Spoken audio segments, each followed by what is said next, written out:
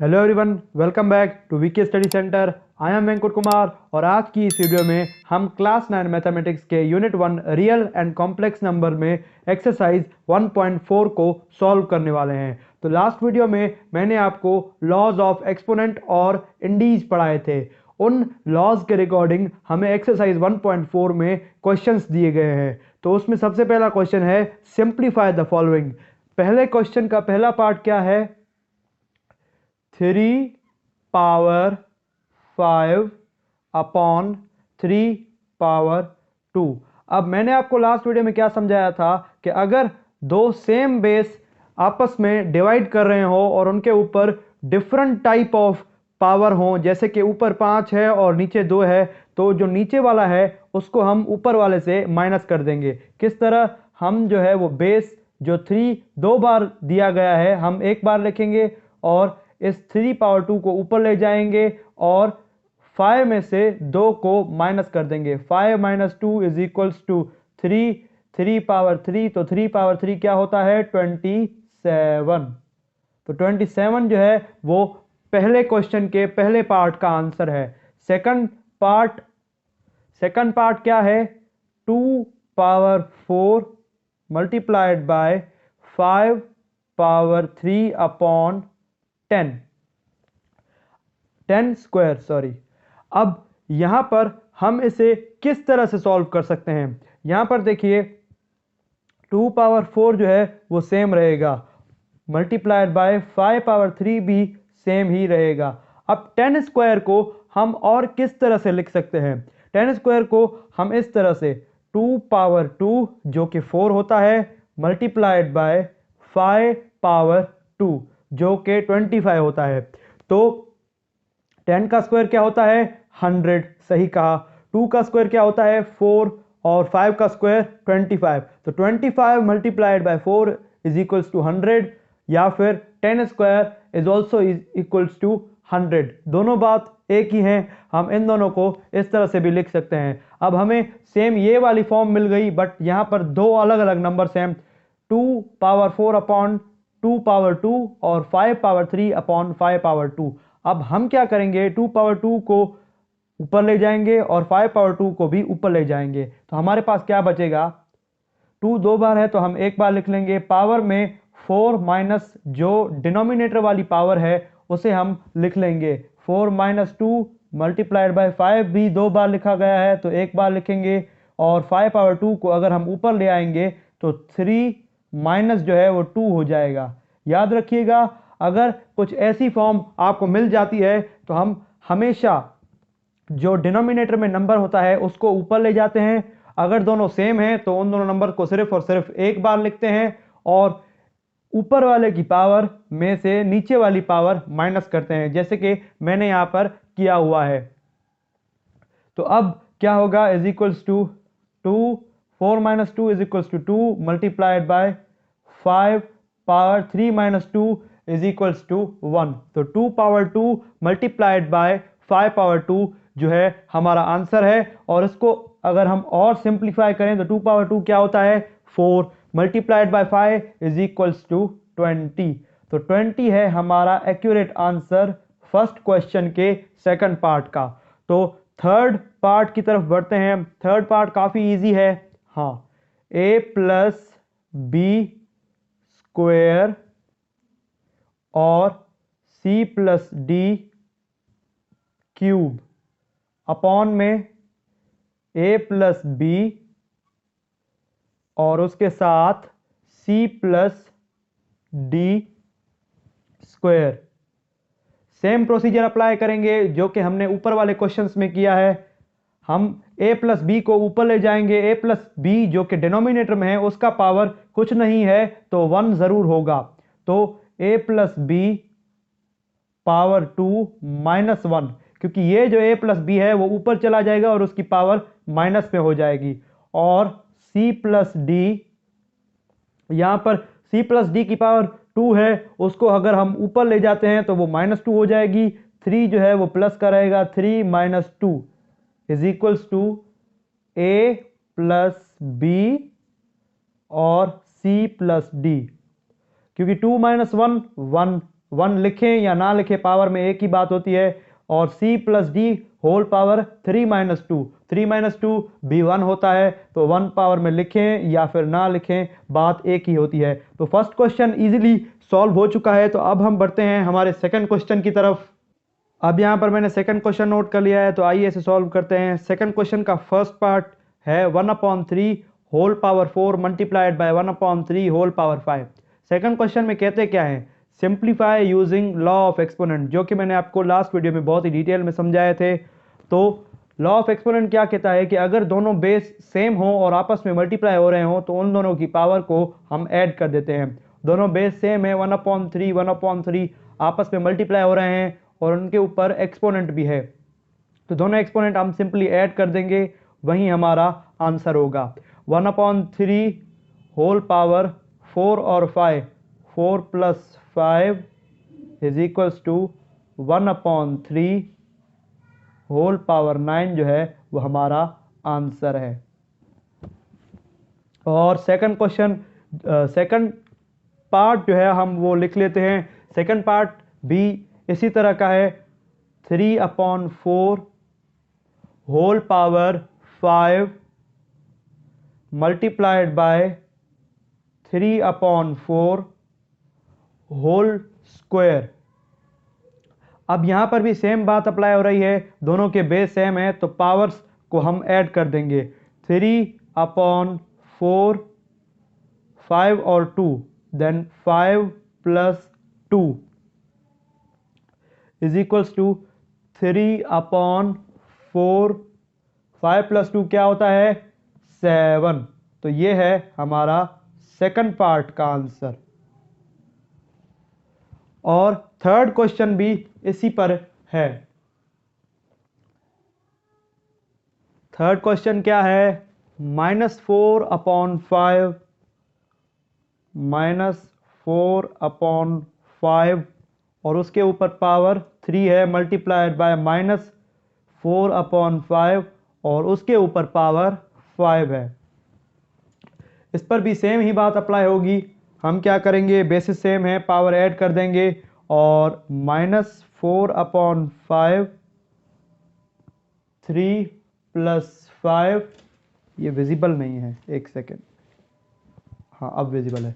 3 plus 5 is equals to -4/5, 3 plus 5 8 होता है, तो -4/5 होल पावर 8 जो है वो हमारे सेकंड क्वेश्चन के थर्ड पार्ट का आंसर है। तो चलिए आगे बढ़ते हैं और पार्ट्स को सॉल्व करते हैं। अब उसके बाद सेकंड क्वेश्चन का fourth part, -3 multiplied by 5 power 2 whole power 3। अब लॉ ऑफ एक्सपोनेंट क्या कहता है कि अगर किसी नंबर के ऊपर पावर हो और उसके होल के ऊपर पावर हो तो उन दोनों को हम आपस में मल्टीप्लाई करवा देते हैं। अब ये जो 3 की पावर है वो 5 पावर 2 पर भी लगेगी और -3 के ऊपर भी लगेगी। तो सबसे पहले -3 के ऊपर हम क्यूब की पावर लगा देंगे, मल्टीप्लाइड बाय, जैसे कि मैंने कहा कि 5 के ऊपर पावर है और उसके ऊपर एक और पावर है, तो उन दोनों को आपस में हम मल्टीप्लाई करवा देंगे। तो 2 multiplied by 3 is equals to 6। तो ये है हमारे फोर्थ पार्ट का आंसर। उसके बाद फिफ्थ पार्ट क्या है, 3 multiplied by -4 square whole power 3। इसमें भी सेम ही बात होगी, 3 के ऊपर ये जो 3 पावर है वो इस 3 पर भी अप्लाई होगा। तो सबसे पहले हम 3 पर अप्लाई कर देते हैं, 3 पावर 3 मल्टीप्लाइड बाय, किसी नंबर के ऊपर पावर हो और उस पावर के ऊपर एक और पावर हो तो उन दोनों पावर्स को हम आपस में मल्टीप्लाई करवा देते हैं। -4 को हम सबसे पहले क्या करेंगे कि इस स्क्वायर को खत्म करेंगे, तो -4 का जो स्क्वायर होता है वो 16 होता है। अब इसके ऊपर हम क्यूब की पावर लगाएंगे। अब उसके बाद सिक्स पार्ट क्या है, -a/bc whole power 5 multiplied by -a/bc whole power 4। दोनों बेसिस सेम है, हम पावर्स को सिंपली ऐड कर सकते हैं। तो ऐड कर देंगे, A upon B C 5+4 5+4 is equals to minus A upon B C 5+4 कितना होता है 9। तो ये है हमारा 6th पार्ट का आंसर। हाँ अब विजिबल है 6th पार्ट का आंसर। तो चलिए आगे के पार्ट्स को करते हैं। अब 7th पार्ट मैंने नोट कर लिया है, तो आइए इसे सॉल्व करते हैं। यहाँ पर हमें 3 सेम बेसिस दिए गए हैं और उनके ऊपर 3 डिफरेंट पावर्स दिए गए हैं। तो बेसिस सेम है, हम सिंपली पावर्स को ऐड कर देंगे। बेस को हम एक बार लिखेंगे -c upon D 2 + 3 + 5 2 + 3 + 5 is equals to -c upon D 2 + 3 + 5 is equals to 10। तो ये है हमारा answer part number 8। Part number 8 क्या है? mn² c⁴ n³ m⁵ और c⁴ और ये सब जो वेरिएबल हैं वो आपस में मल्टीप्लाई हो रहे हैं, तो हम सेम बेसिस की पावर्स को ऐड करेंगे। जैसे कि यहाँ पर m⁴ 1 है और m⁵ है, तो m⁴ 1 + 5 और यहाँ पर n⁴ 2 है, यहाँ पर n⁴ 3 है, तो n⁴ 2 + 3 और यहाँ पर c⁴ है और यहाँ पर c⁴ 7 है, तो c⁴ 4 + 7 1 + 5 6 2 + 3 5 और 4 + 7 इज इक्वल्स टू 11। तो ये है हमारा आंसर 8th पार्ट का। अब 9th पार्ट क्या है? a² c⁵ b² a³ c³ b⁴ और a⁴ सबसे पहले यहाँ पर a⁴2 है, यहाँ पर 3 है और यहाँ पर 4 है, तो a⁴2 + 3 + 4। यहाँ पर 3 बार a रिपीट हो रहा है, तो हम सिर्फ और सिर्फ एक बार a रिपीट करेंगे और उनकी पावर्स को हम ऐड करेंगे। यहाँ पर कंफ्यूज होने वाली कोई भी बात नहीं है। अगर a⁴ को मैं खोल कर लिखूँ तो वो कुछ इस तरह से बनता है a⁴ is equals to a × a × a, यानी a आपस में 4 बार मल्टीप्लाई हो रहा है, वो बराबर होता है a⁴ के। इसलिए हम इनकी पावर्स को ऐड कर रहे हैं ताकि हमें इतनी बड़ी टर्म जो है वो लिखनी ना पड़े। अब उसके बाद c है, सबसे पहले c है, उसके बाद c है, तो c की यहाँ पर पावर 5, c की यहाँ पर पावर 3 और c की पावर नहीं है, तो 5 + 3। अब उसके बाद लास्ट में b, यहाँ पर b की पावर 2 है, यहाँ पर 4 है, तो 2 + 4। आई होप सो विजिबल हो। हाँ अब विजिबल है। आज एंगल सही नहीं बैठ रहा कैमरा का।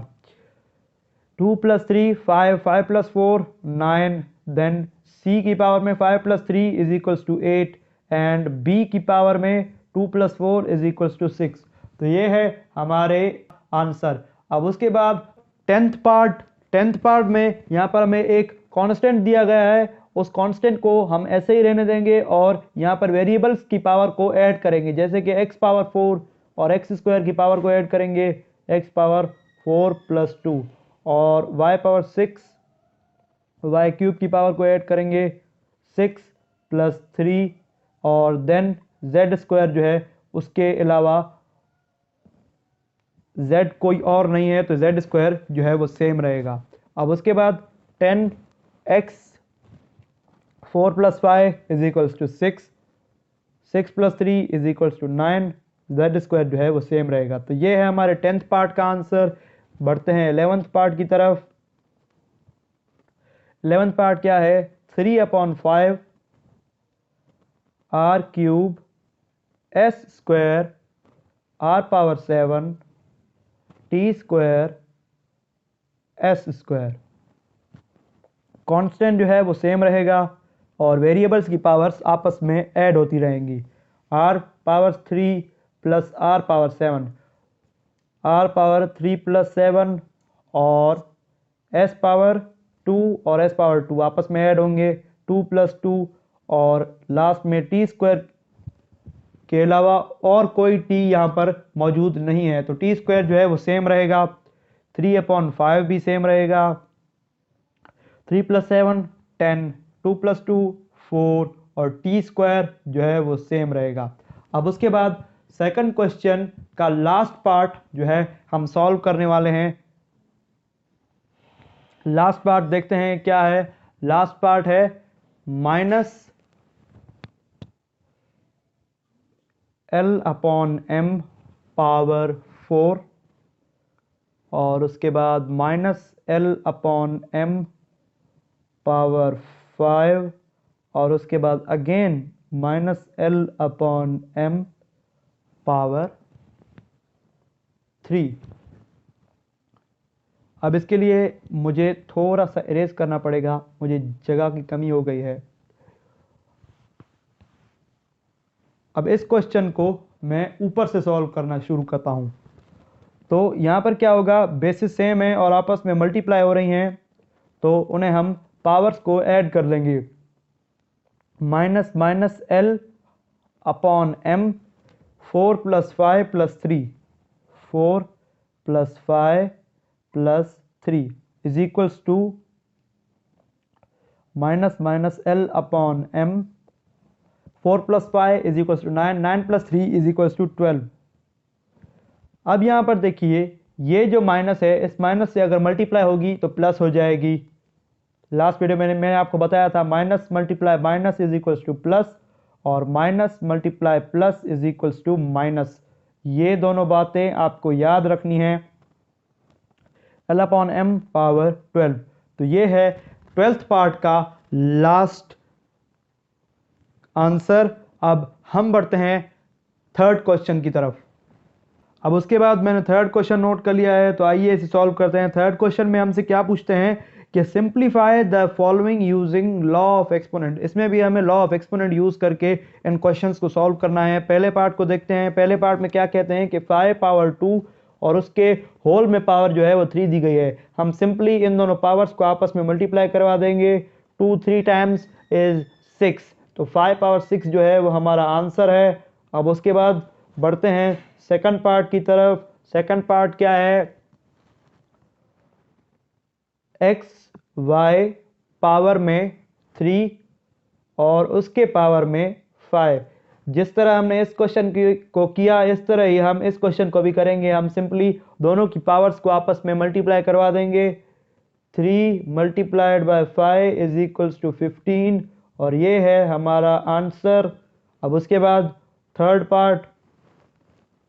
पार्ट क्या है, -4 पावर 2 और उसके होल में power 5 is equals to -4। Simply हम इन दोनों पावर्स को आपस में मल्टीप्लाई करवा देंगे। 2 × 5 इज 10 और ये है हमारा आंसर। अब उसके बाद फोर्थ पार्ट, ये काफ़ी इजी क्वेश्चंस इन्होंने दिए हैं, इसलिए ये इजीली हो रहे हैं। -3 पावर 3 -4 स्क्वायर और उसके बाद पावर में 3। अब यहाँ पर क्या होगा कि ये जो 3 की पावर है वो इस -3 पर भी आएगी और -4 पर भी आएगी, बट इन दोनों के ऊपर तो ऑलरेडी एक एक पावर है, तो ये 3 जो है वो इस 3 से मल्टीप्लाई होगा और ये 3 जो है वो इस 2 से मल्टीप्लाई होगा। आपको देखने में ही समझ आ रही होगी बात, या फिर मैं एक और स्टेप बढ़ा दूं तो 3 × 3 और -4 2 × 3, तो -3 3 टाइम्स इज 9, -4 2 3 टाइम्स इज 6। तो ये है हमारे फोर्थ पार्ट का आंसर। लास्ट में फिफ्थ पार्ट भी मैं लिख लेता हूं। फिफ्थ पार्ट क्या है, b² 5 और उसके होल में पावर 3। अब जिस नंबर के पावर में कुछ नहीं है तो 3 सिर्फ 1 से मल्टीप्लाई होगा, कुछ इस तरह से 2 टाइम्स 3 और 5 के पावर में कुछ नहीं है तो 1 ज़रूर होगा, तो 1 मल्टीप्लाइड बाय 3। 1 में से लिखते नहीं है, मैं आपको ऐसे ही समझाने को बता रहा हूँ। 2 टाइम्स 3 इज 6 और 5 पावर 3, तो ये है हमारे 5th पार्ट का आंसर। अब मैंने 6th पार्ट नोट कर लिया है, तो आइए इसे सॉल्व करते हैं। यहाँ पर सिंपली पावर के ऊपर पावर है, तो दोनों पावर्स को हम आपस में मल्टीप्लाई करवा देंगे। 2 टाइम्स 3 इज 6। अब हम क्या करेंगे, 6 को -4 के साथ अलग और 9 के साथ अलग लगाएंगे, तो कुछ इस तरह से -4 पावर 6 अपॉन 9 पावर 6। एक और बात याद रखिएगा कि जिस भी बेस, कोई भी बेस फॉर सपोज नेगेटिव है, यहाँ पर -4 है, उसके ऊपर जब पावर लगेगी तो हम ब्रैकेट ज़रूर लगाएंगे, क्योंकि उसके पास माइनस है। जो प्लस वाला नंबर होता है उसके साइड में हम प्लस लिखें या फिर ना ही लिखें तो बात एक ही होती है, तो उसके ऊपर हम ब्रैकेट नहीं लगाते। जैसे कि -4 के ऊपर पावर है तो हमने ब्रैकेट लगाई, 9 के ऊपर पावर है तो हमने ब्रैकेट नहीं लगाई। नेगेटिव नंबर के साथ हमेशा हम ब्रैकेट लगाते हैं। अब 7th नंबर पार्ट, 2 पावर 3 और होल पावर 2 और उसके भी पावर में 4, तो 3 पावर्स जो हैं हमें दिए गए हैं। हमें 3 पावर दिए जाएं, 4 पावर दिए जाएं, 5 पावर दिए जाएं, हमें सिर्फ क्या करना है, पावर्स को आपस में मल्टीप्लाई करना है। तो आप देख लीजिए, ये 2 नहीं है, सॉरी Z है, ये देखने में थोड़ी मिस्टेक हो गई।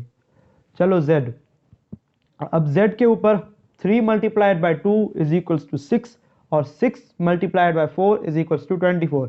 मैं एक स्टेप और बढ़ा देता हूँ, 3 multiply 2 multiply 4 is equals to Z power 24। उसके बाद 8th पार्ट लिखते हैं। 8th पार्ट क्या है, m square, m cube, m power 4 और होल में पावर स्क्वायर और ब्रैकेट जो है वो क्लोज कर दिए। यहां पर बेसिस सेम है और बेसिस आपस में मल्टीप्लाई भी हो रहे हैं, तो पावरों को हम ऐड कर देंगे सिंपली। m के पास पावर 1, m स्क्वायर के पास 2, 1 प्लस 2 3 और यहां पर भी 3 है, तो 3 प्लस 3 इज इक्वल्स टू 6 और यहां पर 4 है, तो 6 प्लस 4 इज इक्वल्स टू 10 और उसके ऊपर स्क्वायर है, तो 10 multiplied by 2 is equals to 20 और यहां पर 5 की पावर दी गई है। मुझे लिखने में मिस्टेक हो गई थी, मैं बड़ी मिस्टेक कर रहा हूं यहां पर। उसके ऊपर पावर 5, तो 10 के ऊपर 2 पावर है, तो 10 2 times is 20 and 20 multiplied by 5 is equals to 100, तो m के ऊपर पावर जो है वो 100 आ जाएगी। ये बड़ा कंफ्यूजिंग सवाल था, इसने मुझे भी कंफ्यूज कर दिया था, आपको भी कंफ्यूज कर सकता है। अब चलते हैं हमारे आखिरी क्वेश्चन की तरफ। तो यहाँ पर मैंने एक्सरसाइज 1.4 का 3rd क्वेश्चन का लास्ट पार्ट नोट कर लिया है, जो कि हमारी वीडियो का भी लास्ट पार्ट है। तो आइए इसे सॉल्व करते हैं। बेसिस सेम है तो हम सिंपली पावर्स को ऐड कर देंगे। -0.1 पावर में 2 प्लस 3 प्लस 4 और होल पावर में square, -0.1 2 plus 3 is equals to 6, 6 plus 4 is equals to 2 plus 3 is equals to 5 and 5 plus 4 is equals to 9 square. 9 2 times क्या होता है 18, तो -0.1, सॉरी यहां पर भी माइनस होगी, गलती बड़ी हो रही है मुझसे, -0.1 power 9 multiplied by 2 is equal to 18 और उसके बाद क्या होगा, minus multiplied minus plus 0.1 power 18। Video के एंड में मुझसे बहुत सारी गलतियां हुई हैं, तो उसके लिए मैं माजरत चाहता हूं। Subscribe my channel and like my videos for more interesting videos like this. Thank you so much and goodbye.